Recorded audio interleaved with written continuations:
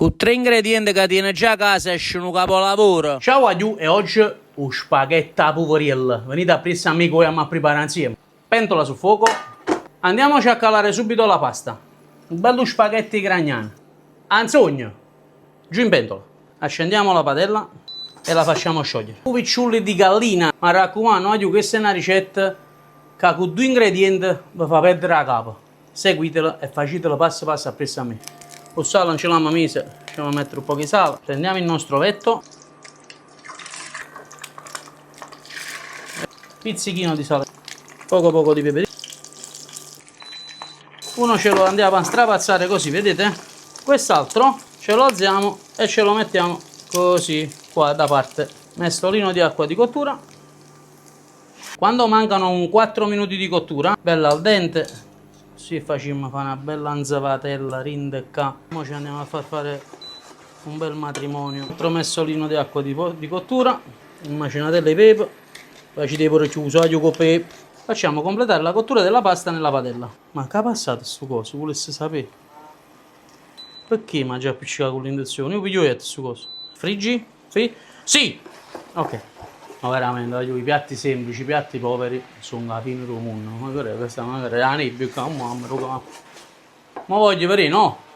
Questo è un piatto napoletano.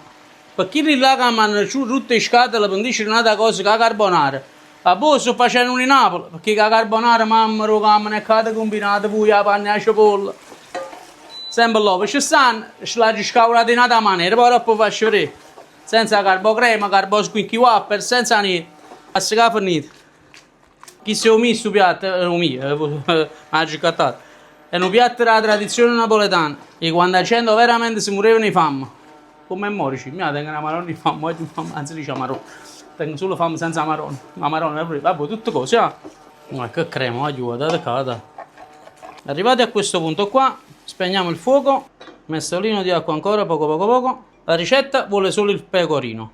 Io ci metto pure un po' di parmigiano, proprio perché voi mi dicete che non si fa e io faccio stesso, avete capito? Ponte pecorino, una ponta di parmigiano. Io sbagliato a dire oggi mia moglie subito sta cuoca, visto la mano. Quello è parmigiano però! Quanti pati che si fermano, mamma mia.